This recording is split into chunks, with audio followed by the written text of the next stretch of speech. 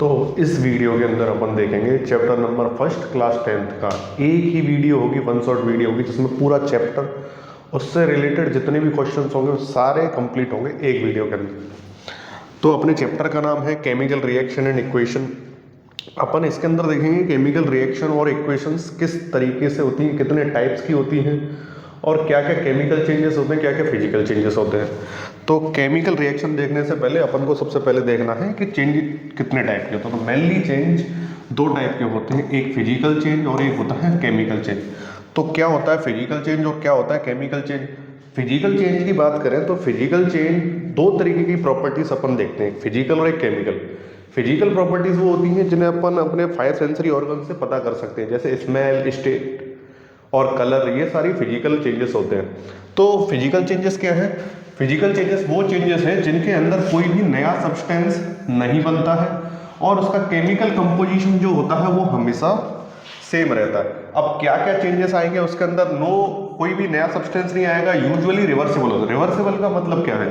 Reversible का मतलब ये है कि आइस वाटर के अंदर चेंज हो सकता है, वाटर आइस के अंदर चेंज हो सकता है, और जैसे वेपर भी वाटर वेपर के अंदर चेंज हो सकता है और वेपर वाटर के अंदर चेंज हो सकता है। तो ऐसे चेंजेस होते हैं, उन्हें रिवर्सिबल चेंजेस कहते हैं। तो रिवर्सिबल कैरेक्टर भी किसका है? फिजिकल चेंजेस का है। और इसमें केवल फिजिकल प्रॉपर्टीज चेंज होती हैं, जैसे शेप, साइज और state. Example, melting of ice, boiling of water, tearing of paper, paper को काट देना, और dissolve of sugar in water. अगर अपन देखें तो सॉलिड से हीट किया तो किस में कन्वर्ट हो गया? लिक्विड में कन्वर्ट हो गया। अगर अपन फिर से इसे कूल डाउन कर देंगे तो फिर से किस में आ जाएगा? सॉलिड के अंदर ही आ जाएगा।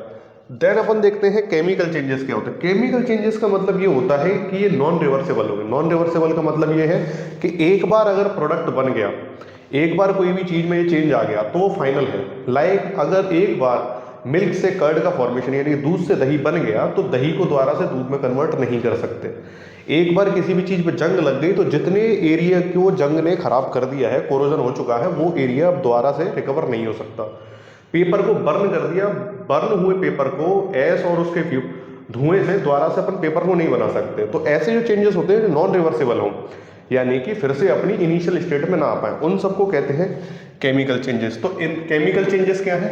जिनमें हमेशा क्या बनेगा? न्यू सब्सटेंस बनेगा और केमिकल प्रॉपर्टीज भी उसकी चेंज होंगी। न्यू सब्सटेंस बनता है, यूजुअली इनरिवर्सिबल होते हैं, इरिवर्सिबल होंगे। एनर्जी चेंज इन्वॉल्व होगा, यानी कि एक स्टेट से दूसरी स्टेट में, लाइक अपन पेपर को बर्न कर रहे हैं तो इसमें भी एनर्जी देनी पड़ी होगी, तो एनर्जी चेंजेस आएंगे।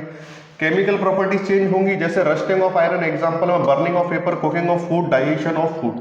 ये बेटा किसी भी चीज पे जंग लग जाना, जितने एरिया पे जंग लग गई वो खराब हो गया, अब उसे रिकवर नहीं कर सकते। बाकी ये है कि हाँ, इस पर से जंग को हटा के जो बचा हुआ एरिया है उसे बचा सकते हैं, लेकिन जितने एरिया को जंग ने कोरोड कर दिया है वो खराब हो गया। कुकिंग, एक बार बेटा खाना बना लिया तो खाना बनाने के बाद ऐसा नहीं है कि अपन दोबारा से सारी चीज़ों को अलग अलग करके प्राइमरी स्टेट में या इनिशियल स्टेट में ले आए। यहाँ पर एक एग्जांपल दे रखा है, जैसे मैग्नीशियम रिबन की बर्निंग करते हैं। मैग्नीशियम रिबन की जब बर्निंग करते हैं तो एक्चुअल में किसी भी चीज़ की अगर अपन बर्निंग करें या कंबशन करें तो वो ऑक्सीजन की प्रेजेंस में होता है, और क्या बनेगा? उससे रिलेटेड ऑक्साइड बनेगा। तो मैग्नीशियम ऑक्साइड बना और इसके साथ क्या निकलेगी? हीट निकलेगी। अब केमिकल रिएक्शन या केमिकल रिएक्शन वो होती है, वो प्रोसेस होती है जिसमें कोई नया सब्सटेंस, एक या एक से ज्यादा नए सब्सटेंस बने, ठीक है, और क्या हो, उसकी प्रॉपर्टीज इनिशियल वाले से बिल्कुल केमिकल प्रॉपर्टीज अलग होंगी ही होगी। अब केमिकल चेंजेस के कैरेक्टर्स क्या क्या है? पहला कैरेक्टर है कि भाई chemical change is identified by one और मोर फॉलोइंग चेंजेस। स्टेट में चेंज होगा, सॉलिड, लिक्विड, गैस में। कलर में चेंज हो सकता है, इवोल्यूशन ऑफ गैसेस हो सकता है। चेंज इन टेम्परेचर, यानी कि टेम्परेचर चेंज हो सकता है। अभी अपन ने मैग्नीशियम रेवन को बर्न किया यानी कि जलाया, तो मैग्नीशियम रेवन के जलने की वजह से क्या प्रोड्यूस हुई? हीट प्रोड्यूस हुई। Formation of precipitate. प्रेसिपिटेट का मतलब ये होता है कि जब भी कोई दो चीजों को मिक्स किया जाए तो कोई ऐसा प्रोडक्ट बन जाए जो उसमें डिजोल्व ना रहे, नीचे बैठ जाए। लाइक पानी में मिट्टी नीचे बैठ जाती है तो मिट्टी का तो होता है सेडिमेंटेशन, लेकिन जब किन्हीं दो चीजों के बीच में, दो से ज्यादा चीजों के बीच में रिएक्शन कराई जाती है, उनमें से प्रोडक्ट बनने के बाद कोई एक चीज नीचे सेटल डाउन हो जाए सॉल्यूशन में, तो उसको बोलते हैं प्रेसिपिटेट। तो केमिकल रिएक्शन में प्रेसिपिटेट फॉर्मेशन भी होता है। अब केमिकल रिएक्शंस को करने से पहले अपन को कुछ बेसिक चीजें देखनी है। बेसिक चीजें इन द सेंस कि अपन को कुछ एलिमेंट्स की वैलेंसीज पता होनी चाहिए। अब ये क्लास 9th का टॉपिक है, लेकिन मैं यहाँ सारी वैलेंसीज जो भी मेटल्स हैं, नॉन मेटल्स हैं और मॉलिक्यूल हैं, इन सब की वैलेंसीज की चार्ट मैंने यहाँ दे रखा है। तो उन वैलेंसीज को देखेंगे, उन वैलेंसीज जब आप पे आएंगी जब भी आप किसी भी रिएक्शन को कर पाएंगे।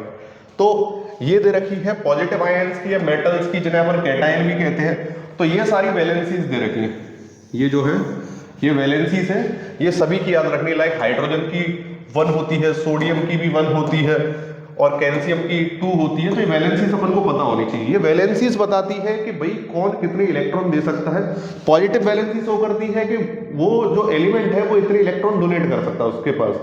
और अभी अपन नेगेटिव वैलेंसीज देखें, नॉन मेटल की नेगेटिव वैलेंसीज देखें, तो ये बताता है कि भाई जैसे ऑक्सीजन है, ऑक्सीजन को कितने इलेक्ट्रॉन्स की जरूरत है अपना ऑक्टेट पूरा करने के लिए, 2 इलेक्ट्रॉन्स की जरूरत है। तो ये वैलेंसीज चार्ट मैंने दिखा रखा है, ये याद होना चाहिए। और स्पेशली मॉलिक्यूल्स की वैलेंसी में ज़्यादातर बच्चों को दिक्कत आती है। तो मॉलिक्यूल्स की वैलेंसी यहाँ पे दे रखी है। अमोनियम NH4 की वैलेंसी कितनी है? +4, यानी कि 1 इलेक्ट्रॉन की इसे जरूरत है। हाइड्रोक्साइड OH से रिप्रेजेंट करते हैं, -1, इसे भी 1 की जरूरत है। ये 1 डोनेट करता है, ये 1 गेन करता है। Nitrate, nitride, carbonate, sulphate, sulphonate, phosphate, bicarbonate और एसीटेट, ये सब की वैलेंसीज आपको याद होनी चाहिए। अब ये वैलेंसीज जरूरी क्यों है वो अपन इधर देखते हैं। जैसे किसी भी रिएक्शन में जो पार्टिसिपेट करता है उसे बोलते हैं रिएक्टेंट, और जो बनता है उसे बोलते हैं प्रोडक्ट। रिएक्टेंट जो होता है उसे हमेशा लेफ्ट साइड पे अपन लिखते हैं, प्रोडक्ट को अपन राइट साइड पे राइट डाउन करते हैं।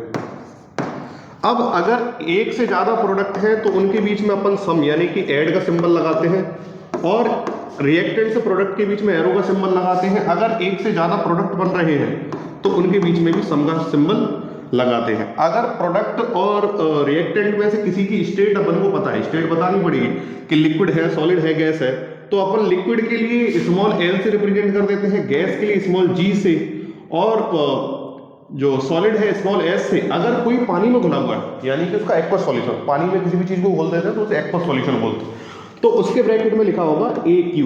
तो ये चीजें हैं जो प्रोडक्ट और रिएक्टेंट के साथ, लाइक D अगर मैं कहूँ पानी में डिजोल्व है तो इसके साइड में मैं AQ लिख दूंगा।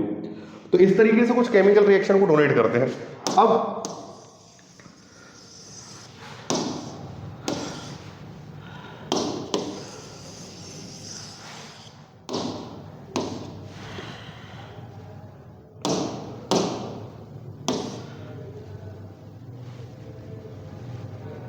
अब यहां पर अपन देखते हैं कि केमिकल रिएक्शन एक्चुअल में होती कैसे है। जैसे मैं एक एलिमेंट लेता हूं, जैसे Eg से स्टार्ट करते हैं, H2, H react with O, hydrogen react with oxygen, तो क्या बनेगा? अपन को पता है कि H2O बनेगा। ये बना कैसे? अपन ने वैलेंसी चार्ट में देखा कि ऑक्सीजन की वैलेंसी कितनी है, -2 है, और हाइड्रोजन की +1 है। अपन वैलेंसीज को क्या कर देंगे, क्रिस क्रॉस कर देंगे, और इससे ये फॉर्मेशन हो जाएगा H2O का। एक को लिखने की यहाँ पर जरूरत नहीं होती, किसी से भी 1 का मल्टीप्लाई करें तो वही आता है, तो H2O का फॉर्मेशन होगा। लाइक एक और अपन देखें, जैसे कैल्शियम की रिएक्शन कराएं ऑक्सीजन के साथ, तो कैल्शियम की वैलेंसी कितनी होती है, +2, और ऑक्सीजन की वैलेंसी -2, तो बनता है CaO। अब यहाँ पर होता क्या है कि जब वैलेंसीज आपको ऑड या इवन हो और वो क्या हो रही हो, सब्ट्रैक्ट हो रही हो, तो अपन क्या करेंगे, इन दोनों को कट डाउन कर देंगे, और ये भी 1 +1 रह जाएगा और ये -1 रह जाएगा। तो 1 1 को लिखने की जरूरत नहीं है, तो कैल्शियम ऑक्साइड का फॉर्मेशन हो जाएगा। अब यहाँ पर क्या होता है, यहाँ पर 2 दिक्कतें आती हैं। जो गैसियस मॉलिक्यूल होते हैं, जो होमोलोगस गैसेस होती है, homologous gases like O2, H2, Cl2, N2, ये हमेशा जो लिखी होती हैं वो हमेशा डुअल,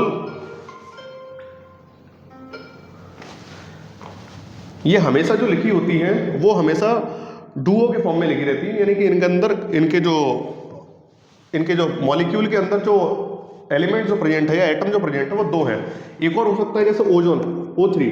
अब इनसे जब भी रिएक्शन अपन कराते हैं तो अपन इन्हें एज अ सिंगल कंसीडर करते हैं, यानी कि O2 कहीं पे लिखा है तो मैं O2 नहीं देखूंगा, अकेला ऑक्सीजन देखूंगा, और ऑक्सीजन की वैलेंसी राइट डाउन करूंगा -2। अगर मैं यहाँ बात करूं कि अगर नाइट्रोजन की रिएक्शन किसी से हो रही है तो N2 लिखा होगा रिएक्शन करते टाइम, लेकिन मैं उसे नाइट्रोजन कंसीडर करूंगा, उसकी वैलेंसी -3 एज अ यूज करूंगा। अब अगर इससे आगे अपन कुछ और एग्जांपल्स देखें, इससे आगे अगर अपन कुछ और एग्जांपल देखें, जैसे मॉलिक्यूल्स की बात करें, तो मॉलिक्यूल्स में जैसे मैं लाइक कैल्शियम को लेता हूं और कैल्शियम के साथ हाइड्रोक्साइड यानी कि OH की रिएक्शन कराता हूं। अब होता क्या है कि कैल्शियम की वैलेंसी +2 है और हाइड्रोक्साइड की अगर अपन चार्ट में देखेंगे वैलेंसी वाले चार्ट में तो -1 होती है। अब यहां पर जब क्रिस क्रॉस करते हैं, वैलेंसीज का क्रिस क्रॉस करते हैं, तो होता क्या है कि अगर कहीं पर मॉलिक्यूल दे रखा हो और वैलेंसीज इंटरचेंज होने में 1 से ज्यादा हो, तो अपन क्या करेंगे, जैसे कैल्शियम के साथ तो हाइड्रोक्साइड का 1 जाएगा, तो 1 को लिखने की जरूरत नहीं है, लेकिन हाइड्रोक्साइड यहां पे लिखेंगे तो इसका होल ट्वाइस करके अपन यहां पर क्या लगाएंगे, 2 लगाएंगे। तो इस तरीके से हम इसको लिखेंगे, तो इसे बोलेंगे कैल्शियम हाइड्रोक्साइड का होल ट्वाइस। अगर और अपन देखें, जैसे अपन रिएक्शन कराएं सोडियम की किसके साथ, अपन कार्बोनेट के साथ करा, CO3 के साथ। अब इसकी रिएक्शन करें, अब ये क्या है, ये मॉलिक्यूल है और ये एक सिंगल एलिमेंट है, इसकी वैलेंसी +1 है और इसकी -2 है।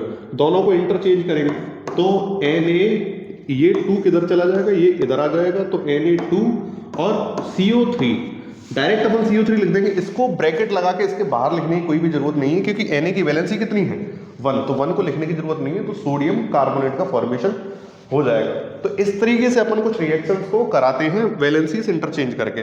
तो अपन को वैलेंसी वाले जो चार्ट हैं वो पूरे के पूरे याद होने चाहिए, नहीं तो अपन रिएक्शन नहीं कर पाएंगे। अब रिएक्शन कराने के बाद, रिएक्शन तो अपन ने करा ली, अब रिएक्शन में आता है एक बैलेंसिंग वाला पार्ट, जहां से बोर्ड में हर साल एक क्वेश्चन आता ही आता है केमिकल रिएक्शन को बैलेंस करने से। तो बैलेंस करने का मतलब क्या है, बैलेंस करने को अपन देखें तो बैलेंस अपन कर क्यों रहे हैं, किसी भी केमिकल रिएक्शन को बैलेंस करने के लिए लॉ ऑफ मास कंजर्वेशन अपन पढ़ते हैं। लॉ ऑफ मास कंजर्वेशन क्या होता है कि रिएक्शन के अंदर जितना रिएक्टेंट था उतना ही क्या बनेगा, प्रोडक्ट बनेगा। तो दोनों का जो अमाउंट है वो क्या रहना चाहिए, बराबर रहना चाहिए। इसी को क्या बोलते हैं, लॉ ऑफ मास कंजर्वेशन, कि ना तो मास को प्रोड्यूस किया जा सकता है ना ही उसे डिस्ट्रॉय किया जा सकता है। ये जो दिया था, ये दिया था एंटोनी लेवोजिए ने। अब होता क्या है, जैसे मैं एक एग्जांपल लूं, जैसे मैंने वाटर लिया 100 ग्राम और मैंने शुगर ली 10 ग्राम। अब शुगर वाटर जो फॉर्म हुआ है वो ऑब्वियस सी बात है कि 110 ग्राम हुआ होगा। तो अभी अपन केमिकल रिएक्शन को बैलेंस करना सीखेंगे, दोनों साइड रिएक्टेंट और प्रोडक्ट में दोनों को अपन बराबर करेंगे। ये किस लिए करेंगे, क्योंकि अपन को law of mass conservation follow करना है। तो कभी अगर पूछा जाए कि अपन केमिकल रिएक्शन को बैलेंस क्यों करते हैं, तो उसके लिए सीधा सीधा एक आंसर देना है कि भाई अपन केमिकल रिएक्शन को बैलेंस इसीलिए करते हैं क्योंकि लॉ ऑफ मास कंजर्वेशन कहता है कि भाई ना तो मास को क्रिएट कर सकते हैं ना ही डिस्ट्रॉय कर सकते हैं, रिएक्टेंट और प्रोडक्ट दोनों में मासेस इक्वल रहने चाहिए, या फिर जिन्होंने पार्टिसिपेट किया है वो इक्वल रहने चाहिए। तो यहां अपन कुछ केमिकल रिएक्शंस को बैलेंस करके देखते हैं।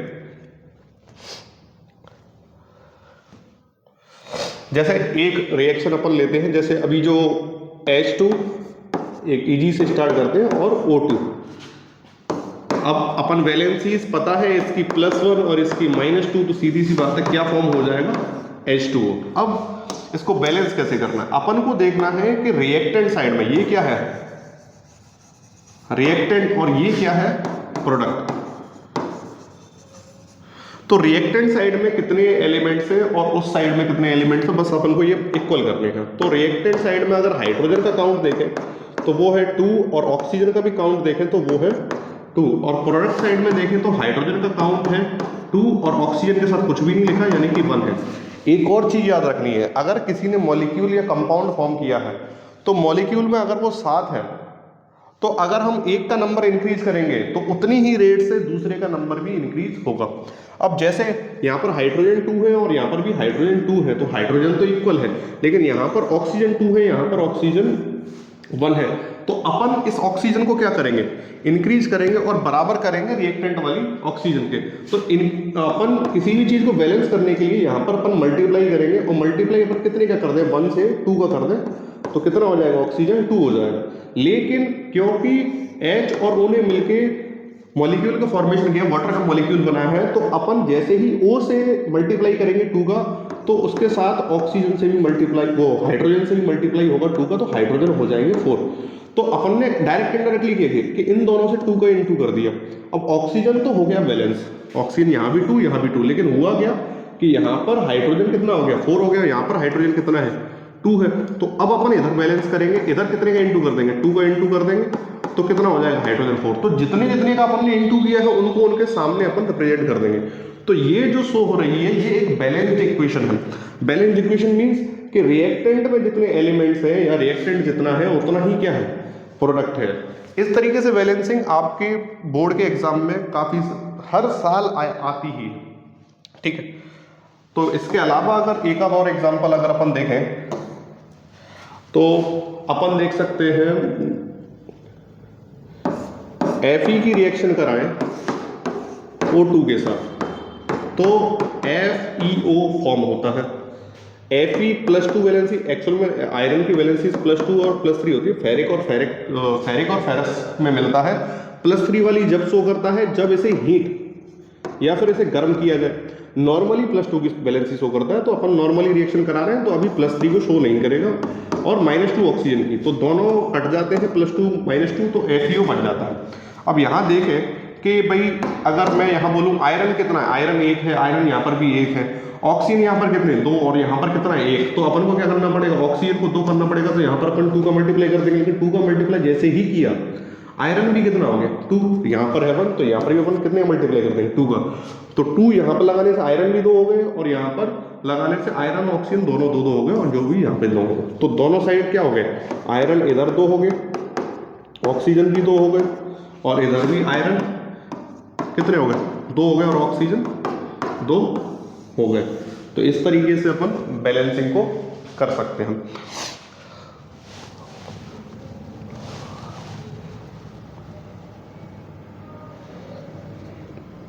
अब अपन देखेंगे केमिकल रिएक्शन होती कितने टाइप की है। तो क्लास 10th के अंदर जितनी भी केमिकल रिएक्शन है वो मैंने एक ही में समराइज कर दी है कितने टाइप की मिलेंगी। तो केमिकल रिएक्शन अपन को मिलेगी combination, decomposition, displacement, dual displacement और रेडॉक्स। सबसे पहले अपन देखते हैं केमिकल रिएक्शन को। और यहाँ पर जो डिकम्पोजिशन रिएक्शन है वो 3 टाइप की। डिकम्पोजिशन मतलब होता है ब्रेक डाउन होना, टूटना। अब तोड़ने के लिए अपन को एनर्जी चाहिए। अगर एनर्जी अगर इलेक्ट्रिसिटी है तो इलेक्ट्रिकल डिकम्पोजिशन, अगर एनर्जी हीट है तो उसे बोलेंगे थर्मल डिकम्पोजिशन, अगर एनर्जी क्या है लाइट है, सनलाइट है, तो उसे क्या बोलेंगे फोटोकेमिकल डिकम्पोजिशन। अब अपन सबसे पहले देखते हैं कॉम्बिनेशन रिएक्शन। कॉम्बिनेशन रिएक्शन का मतलब है सीधा सीधा कि 2 से ज़्यादा चीज़ें या 2 से ज़्यादा चीज़ें कंबाइंड होके कोई एक यूनिफॉर्म चीज़ बनाएगी। मैं क्या बोल रहा हूँ, 2 से ज़्यादा रिएक्टेंट होंगे, कंबाइंड होंगे, 2 या 2 से ज़्यादा रिएक्टेंट होंगे, कंबाइंड होंगे और एक यूनिफॉर्म प्रोडक्ट का फॉर्मेशन करेंगे, उसे बोलते हैं कॉम्बिनेशन रिएक्शन। अब कॉम्बिनेशन रिएक्शन में जैसे आयरन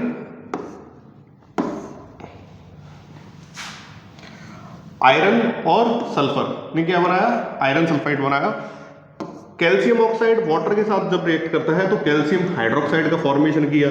तो यहां पर 2 चीजें, 2 से ज्यादा भी हो सकती है और एक यूनिफॉर्म प्रोडक्ट का फॉर्मेशन कर रही है। मैग्नीशियम की जब बर्निंग करते हैं तो ऑक्सीजन के साथ रिएक्ट करता है, बनता है मैग्नीशियम ऑक्साइड। तो 2 या 2 से ज्यादा चीजें मिलेंगी और एक चीज का फॉर्मेशन होगा, इसी को बोलते हैं कॉम्बिनेशन रिएक्शन। नेक्स्ट अपन देखें, अच्छा, on the basis of heat या एनर्जी ये रिएक्शन में इंक्लूड हो रही है या फिर निकल रही है, यानी कि कोई रिएक्शन को कराने के लिए एनर्जी देनी पड़ रही है या फिर रिएक्शन कराने के बाद एनर्जी निकल रही है। अब एनर्जी किसी फॉर्म में हो सकती है, हीट के फॉर्म में हो सकती है, इलेक्ट्रिसिटी के फॉर्म में हो सकती है और लाइट के फॉर्म में हो सकती है, किसी भी फॉर्म में हो सकती है। लेकिन एनर्जी अगर देनी पड़ रही है या फिर निकल रही है, इसके बेस पर अपन ने रिएक्शंस को 2 पार्ट में डिवाइड किया हुआ है। एक है एक्सोथर्मिक, एक है एंडोथर्मिक।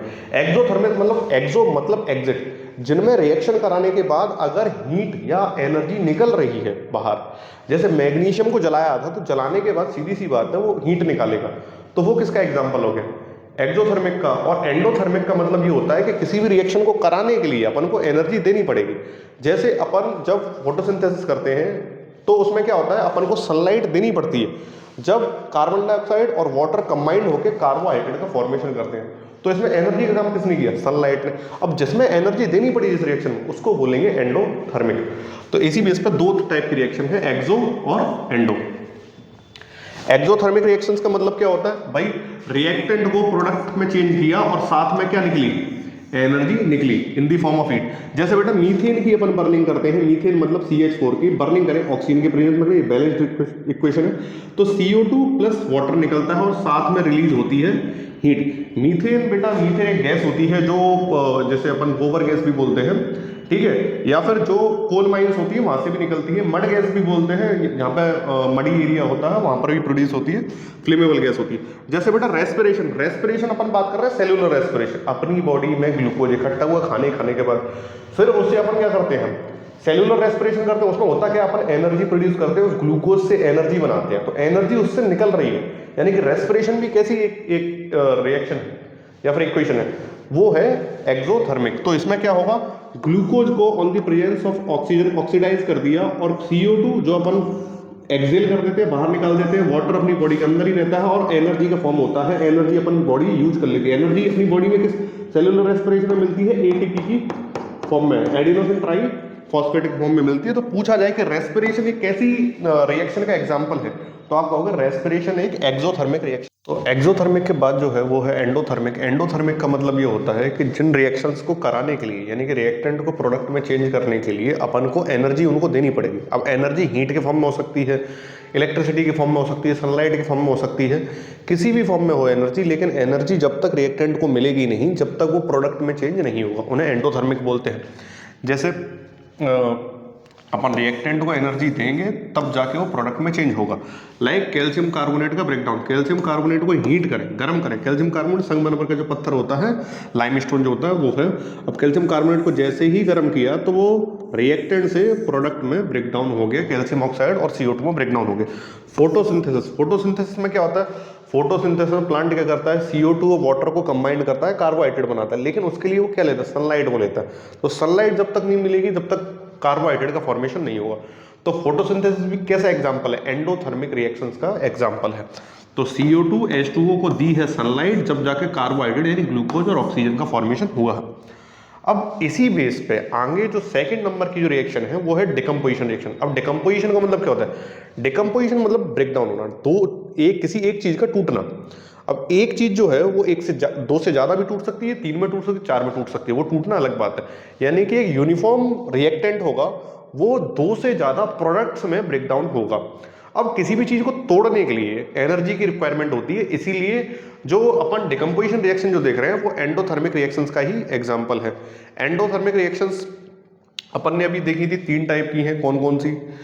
पहले क्या है कि यूनिफॉर्म रिएक्टेंट है, उसको ब्रेक डाउन कर दिया 2 प्रोडक्ट्स में, इसके लिए रिएक्टेंट एक ही होना चाहिए, एनर्जी ऑलवेज रिक्वायर्ड, और प्रोडक्ट जो होगा वो सिंपल सब्सटेंस बनेंगे। और ये कॉम्बिनेशन रिएक्शन का अपोजिट है, कॉम्बिनेशन में 2 या 2 से ज़्यादा मिलके एक प्रोडक्ट बनाते हैं, इसमें एक रिएक्टेंट 2 से ज़्यादा प्रोडक्ट्स में ब्रेक डाउन होता है। फर्स्ट रिएक्शन जो है वो डिकम्पोजिशन रिएक्शन का example thermal decomposition. Thermal decomposition का मतलब क्या होता है, अपन हीट देंगे किसी भी एक प्रोडक्ट वो रिएक्टेंट को, और वो 2 से ज़्यादा प्रोडक्ट्स में टूट जाएगा। अब यहाँ पर जो एग्जांपल है वही कैल्शियम कार्बोनेट को हीट किया, ट्राइंगल हीट का सिंबल है, कैल्शियम ऑक्साइड और CO2 का फॉर्मेशन हुआ, तो ये थर्मल डिकम्पोजिशन का एग्जांपल है। क्विक लाइम का फॉर्मेशन होता है, तो क्विक लाइम का फॉर्मूला याद रखना है, क्विक लाइम किसे बोलते हैं, कैल्शियम ऑक्साइड को, ठीक। और इलेक्ट्रिकल डिकम्पोजिशन, इलेक्ट्रिकल डिकम्पोजिशन का मतलब ये होता है कि अपन इलेक्ट्रिसिटी किसी को देंगे और उसके थ्रू डिकम्पोजिशन होगा किसी भी चीज़ का। क्लास 10th के अंदर इलेक्ट्रिसिटी के थ्रू जो डिकम्पोजिशन है वो वाटर का दिया हुआ है। वाटर का डिकम्पोजिशन कैसे होता है, नॉर्मली देखें वाटर को इलेक्ट्रिसिटी जैसी मिलती है तो H2 + O2 में ब्रेकडाउन होता है। नॉर्मली वाटर ऐसे नहीं टूटता, लेकिन क्लास 10th में इजी समझाने के लिए ऐसे बता देते हैं, वाटर का ब्रेकडाउन जो होता है वो हमेशा H+ और OH- में होता है। ये OH- आगे जाके OH मिलके बहुत सारे वाटर और ऑक्सीजन का फॉर्मेशन करते हैं, ऑक्सीजन नेगेटिव होता है। अब इलेक्ट्रोलाइसिस अपन देखेंगे तो उसमें 2 तरीके की रॉड्स अपन को मिलेंगी, एक होगी नेगेटिव और एक होगी पॉजिटिव। पॉजिटिव टर्मिनल को जो बैटरी के पॉजिटिव से कनेक्टेड है उसे अपन एनोड कहते हैं, और जो नेगेटिव से कनेक्टेड है उसे कैथोड कहते हैं। जब भी वाटर ब्रेकडाउन होगा किसके फॉर्म में, O-2 और H+ के फॉर्म में, तो हाइड्रोजन किस पे जाएगा, पॉजिटिव है तो वो नेगेटिव वाले टर्मिनल पे जाएगा, और ऑक्सीजन नेगेटिव है तो ये पॉजिटिव वाले टर्मिनल पे जाएगा। तो अपन ने दोनों कैथोड और एनोड पे 2 टेस्ट ट्यूब रख रखी हैं, इनके अंदर बबल्स फॉर्म होते हैं, बबल्स फॉर्म होंगे, और इस पूरे हो जाने के बाद इन दोनों टेस्ट ट्यूब्स को अपन बाहर निकालेंगे और एक एक करके टेस्ट ट्यूब B को और A को अपन कैंडल्स के पास ले जाएंगे, और जो भी पॉप के साउंड के साथ बर्नआउट हो जाए तो अपन उससे कहेंगे कि ये जो गैस है वो हाइड्रोजन गैस है, क्योंकि हाइड्रोजन गैस जो होती है फ्लेमेबल होती है और पॉप के साउंड के साथ जलती है, तो इसको पॉप टेस्ट भी कहते हैं, पॉप टेस्ट। तो हाइड्रोजन के डिटेक्शन के लिए, हाइड्रोजन को पहचानने के लिए पॉप टेस्ट करते हैं। इस तरीके से वाटर का इलेक्ट्रोलाइसिस होता है। और इसमें क्या होता है, कभी कभार पूछा जाता है कि एनोड पे क्या मिलेगा, एनोड पे क्या मिलेगा, एनोड पॉजिटिव है तो ऑक्सीजन नेगेटिव मिल जाएगा, और कैथोड नेगेटिव है तो उस पर हाइड्रोजन गैस मिलती है। थर्ड है फोटोकेमिकल डिकम्पोजिशन। फोटोकेमिकल डिकम्पोजिशन में क्या चाहिए अपन को, सनलाइट चाहिए। अब सनलाइट के लिए जो एग्जाम्पल है वो है सिल्वर क्लोराइड को जब भी अपन सनलाइट देते हैं तो वो सिल्वर और क्लोरीन गैस में ब्रेकडाउन हो जाता है, सिल्वर और क्लोरीन में ब्रेकडाउन हो जाता है। और सिल्वर क्लोराइड वो कंपोनेंट है, सिल्वर क्लोराइड और सिल्वर ब्रोमाइड वो कंपाउंड्स हैं जिनका यूज अपन जो करते हैं वो ब्लैक एंड व्हाइट फोटोग्राफी में करते हैं। जब भी सनलाइट पड़ती है तो जो एजी ब्रेकडाउन जो होता है इसकी वजह से फोटो वाइट दिखाई देने लगते हैं। तो इस तरीके से जो ब्लैक एंड व्हाइट फोटोग्राफी होती थी उसमें सिल्वर क्लोराइड और सिल्वर ब्रोमाइड का इस्तेमाल किया जाता है। ये तीनों में डिफरेंस दे रखा है कि थर्मल डिकम्पोजिशन में हीट चाहिए एग्जाम्पल, इलेक्ट्रिकल डिकम्पोजिशन में वाटर का एग्जाम्पल, और इसमें सनलाइट चाहिए AgCl का एग्जाम्पल। अगर अपन देखें एक्टिव सीरीज क्या होती है, अपन ने एलिमेंट्स को अरेंज कर रखा है उनकी रिएक्टिविटी के बेस पे कि कौन रिएक्शन तेजी से करेगा, कौन रिएक्शन स्लो करेगा, इसके बेस पर अपन ने एलिमेंट्स को अरेंज कर रखा है। तो अगर अपन लेफ्ट टू राइट जाए, लेफ्ट से राइट की तरफ जाए तो रिएक्टिविटी जो होती है वो कम होती जाती है, यानी कि सबसे कम रिएक्टिव कौन है, गोल्ड, और सबसे ज़्यादा रिएक्टिव कौन है, पोटेशियम, इस रिएक्टिव सीरीज के।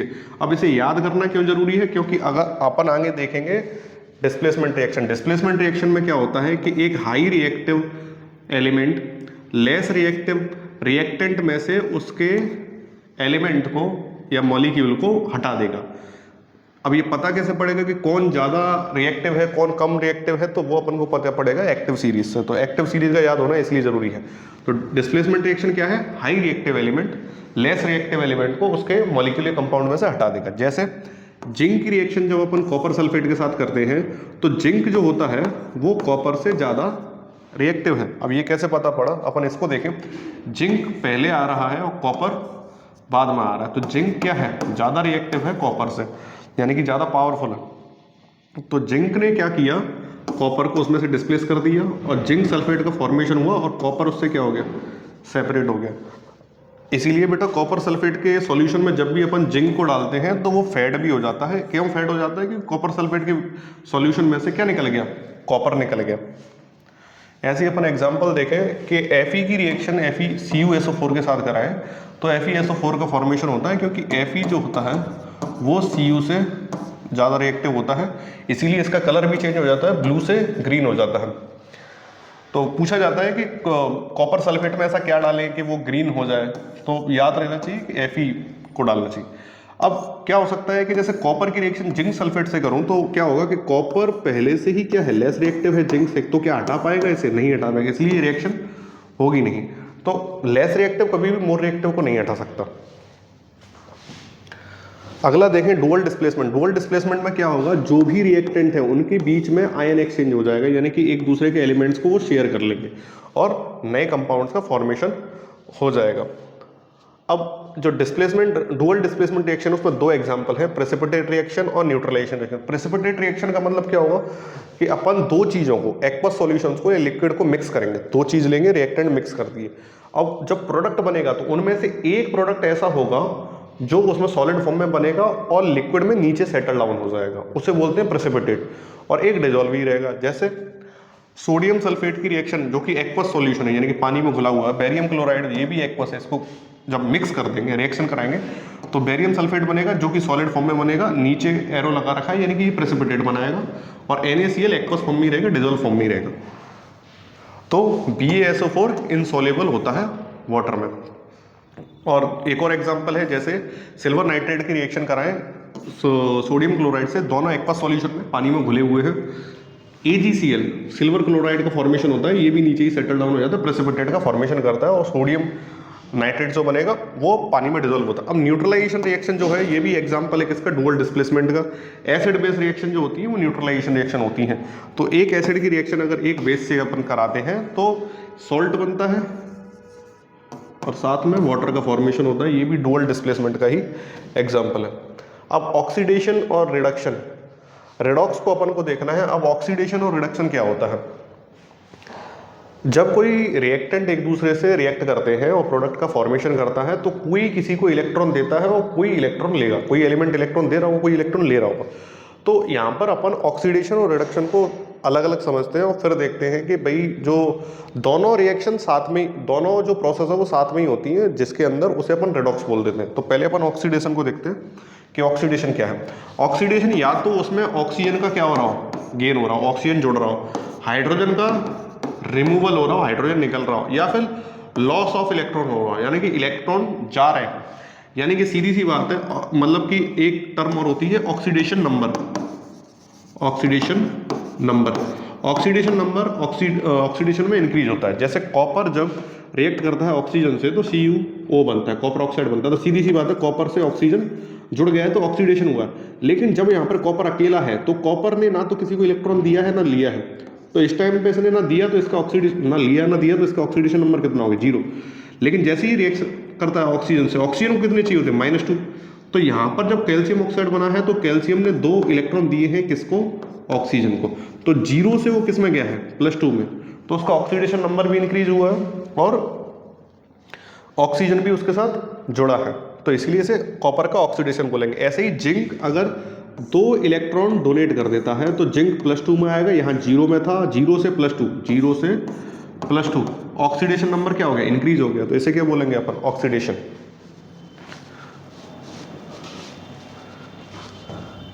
रिडक्शन में क्या होता है, रिडक्शन में ऑक्सीडेशन का जस्ट उल्टा है, लॉस ऑफ ऑक्सीजन हो यानी कि ऑक्सीजन निकल जाए, हाइड्रोजन जुड़ जाए, और गेन ऑफ इलेक्ट्रॉन यानी कि जो ऑक्सीडेशन नंबर होगा वो कम होगा।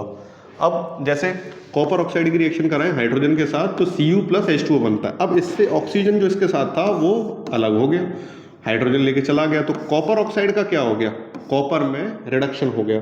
ऐसे ही कॉपर +2 में है, अगर 2 इलेक्ट्रॉन ले ले और Cu 0 में चला जाए, यानी कि यहाँ +2 में था 0 में चला गया, तो इसको भी क्या बोलेंगे, ऑक्सीडेशन नंबर कम हो गया, तो इसको क्या बोलेंगे, रिडक्शन।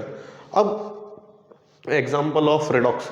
अब रिडॉक्स क्या होता है, वो रिएक्शन जिसमें ऑक्सीडेशन और रिडक्शन दोनों साथ साथ हो रहे हो। ये अकेले तो पॉसिबल ही नहीं है, क्योंकि किसी का एक का ऑक्सीडेशन बढ़ रहा होगा, किसी का एक का घट रहा होगा, क्योंकि एक इलेक्ट्रॉन ले रहा होगा, एक दे रहा होगा। तो एक ऐसा होगा जिसका रिडक्शन होगा, एक ऐसा होगा जिसका ऑक्सीडेशन होगा। ये जिसमें दोनों साथ साथ में हो रहे होते हैं उस रिएक्शन को अपन बोल देते हैं रिडॉक्स रिएक्शन। अब रिडॉक्स रिएक्शन का एग्जाम्पल क्या है, जैसे कॉपर के पास ऑक्सीजन है, हाइड्रोजन वो ऑक्सीजन ले गया और कॉपर किस में कन्वर्ट हो गया, वो कॉपर ऑक्साइड किस में कन्वर्ट हो, कॉपर में। हाइड्रोजन के पास ऑक्सीजन नहीं था, हाइड्रोजन कन्वर्ट हो गया वाटर में, अब इसके पास ऑक्सीजन आ गया, तो कॉपर ऑक्साइड का क्या हुआ है, कॉपर में रिडक्शन, और हाइड्रोजन का क्या हुआ है, ऑक्सीजन मिल गया, ऑक्सीडेशन। तो ये दोनों एक साथ हो रहे हैं, इसीलिए इसे क्या बोलेंगे, रिडॉक्स रिएक्शन का एग्जाम्पल कहेंगे। अब अपन रिडॉक्स के और एग्जांपल देखें, जैसे रेस्पिरेशन। रेस्पिरेशन में क्या होता है, ग्लूकोज C6H12O6 ऑक्सीजन के साथ रिएक्ट करता है और फॉर्म होता है CO2 + H2। पहले मतलब कि ये क्या हुआ है, एक तरीके से रिडॉक्स रिएक्शन हुई है, ऑक्सीजन क्या हो गया, ऑक्सीजन के साथ वाटर मॉलिक्यूल जुड़ गया तो इसका क्या हो गया, रिडक्शन हो गया, और इससे कम हो गया तो इसका ऑक्सीडेशन हो गया। रस्टिंग, रस्टिंग भी किसका एग्जाम्पल है, रस्टिंग में क्या होता है, iron oxidise in the process of oxygen and moist water, यानी कि बेटा किसी भी लोहे पे जंग लगती है कभी, या तो उसके पास मॉइस्चर हो या फिर ऑक्सीजन हो, तो इस तरीके से रस्टिंग का फॉर्मेशन होता है। फोटोसिंथेसिस भी किसका एग्जाम्पल है, फोटोसिंथेसिस में क्या होता है, कार्बन डाइऑक्साइड रिड्यूस होता है किसके अंदर, ग्लूकोज के अंदर। कार्बन डाइऑक्साइड से हाइड्रोजन का अमाउंट जो था वो बढ़ गया, हाइड्रोजन पहले यहाँ पर एक भी नहीं था, अब एक कार्बन से कम अगर सिंपल फॉर्म में देखें तो एक कार्बन से 2 हाइड्रोजन जुड़े हुए हैं, यहाँ पहले एक भी नहीं था, तो हाइड्रोजन का इंक्रीज हो गया कार्बन के साथ, तो इसीलिए कार्बन डाइऑक्साइड क्या हो गया, रिड्यूस हो गया। तो इजीली ऑक्सीडेशन और रिडक्शन दे रखा है, gain of oxygen, loss of oxygen, gain of loss of hydrogen, gain of hydrogen, loss of electron, gain of electron.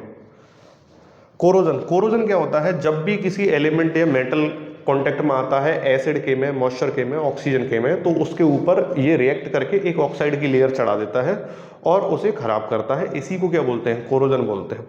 तो कोरोजन क्या है, slow chemical process in which metal gets gradually destroyed due to air, moisture, chemicals like acids. अब example क्या क्या है, जैसे oxygen और water होना चाहिए। अब कोरोजन होता है किसका, आयरन का, ठीक है। अब केमिकल रिएक्शन देखें तो आयरन की रस्टिंग होगी वाटर के प्रेजेंस में, तो ये फॉर्म होता है। आयरन क्या हो गया, iron hydroxide further convert into, मतलब ये जो है, ये जो बना है यही क्या है, रस्ट है, ठीक है। और आयरन की वैलेंसी जो रस्ट में होती है वो +3 शो करता है।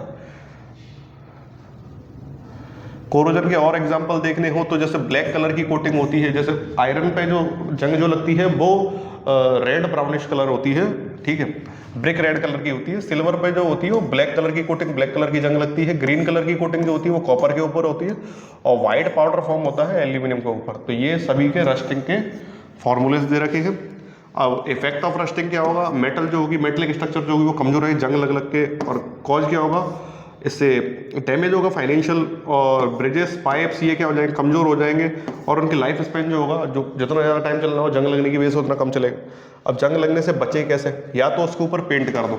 पेंट करने से क्या होगा, सपोज किसी मेटल के ऊपर मैंने पेंट कर दिया, पेंट करने से क्या हुआ, पेंट करने से एक लेयर बन गई उसके ऊपर। अब ये क्या करेगा, इसके कांटेक्ट में एयर को, मॉइस्चर को, एसिड बेस, किसी भी केमिकल को आने नहीं देगा, तो इसका क्या नहीं होगा, कोरोजन नहीं होगा। गैल्वेनाइजेशन कर सकते हैं। गैल्वेनाइजेशन में क्या होता है, आयरन के ऊपर, आयरन की मेटल्स के ऊपर कोटेड कर दिया जाता है क्या, जिंक, जिंक की लेयर चढ़ा दी जाती है। अब जिंक की लेयर को चढ़ाने से क्या होगा, क्योंकि जिंक ज़्यादा रिएक्टिव होता है आयरन से, तो आयरन को रिएक्ट नहीं करने देगा, आयरन को रिएक्ट नहीं करने देगा, क्योंकि जिंक क्या है, ज़्यादा रिएक्टिव है। तो जब भी कोई भी रिएक्ट करने आएगा, ऑक्सीजन, एसिड बेस, जो भी केमिकल होगा, तो जिंक रिएक्ट कर लेगा, तो जिंक कोरोड होता रहेगा, आयरन जो इनर स्ट्रक्चर है वो बची रहेगी। तो इस प्रोसेस को क्या कहते हैं, गैल्वेनाइजेशन। ऑयलिंग या ग्रीसिंग कर सकते हैं। अपन को लेयर बनाने से मतलब है जैसे अंदर की लेयर से अलॉय फॉर्मेशन, दो या दो से ज़्यादा मेटल्स को मिक्स कर दिया। और इलेक्ट्रोप्लेटिंग, इलेक्ट्रोप्लेटिंग भी यही होता है कि अपन एक मेटल पर दूसरी मेटल की कोटिंग कर देते हैं जिससे वो कोरोड नहीं होती। रेडिडिटी, इसमें क्या है कि कोई भी फैटी या ऑयली फूड है वो ऑक्सीडाइज हो जाएगा और उसमें से बैड स्मेल आएगी, अनप्लीजेंट टेस्ट हो जाएगा और फूड खराब हो जाएगा। अब इससे ये होता क्यों है, क्योंकि खाने के कांटेक्ट में क्या आ जाए, एयर आ जाए, खाना ऑक्सीडाइज हो जाए, या फिर क्या होगा, ऑक्सीडेशन रिएक्शन उसके अंदर होगी जिससे खाना स्पॉइल होगा, खाना खराब हो जाएगा। अब खाने को खराब होने से अपन बचा कैसे सकते हैं। अब खाना कौन कौन सा खराब होगा, butter turn into bad, chips जो होते हैं, चिप्स स्नैक्स, बैड स्मेल आने लगती है कुकीज़ में से भी, और फ्रूट्स भी खराब हो जाते हैं। इफेक्ट ऑफ रेडिडिटी क्या होगा कि स्पॉइलेज होगी फूड की, वेस्टेज ऑफ फूड बढ़ेगा, हार्मफुल है, ये फूड पॉइजनिंग का कारण बनेंगे।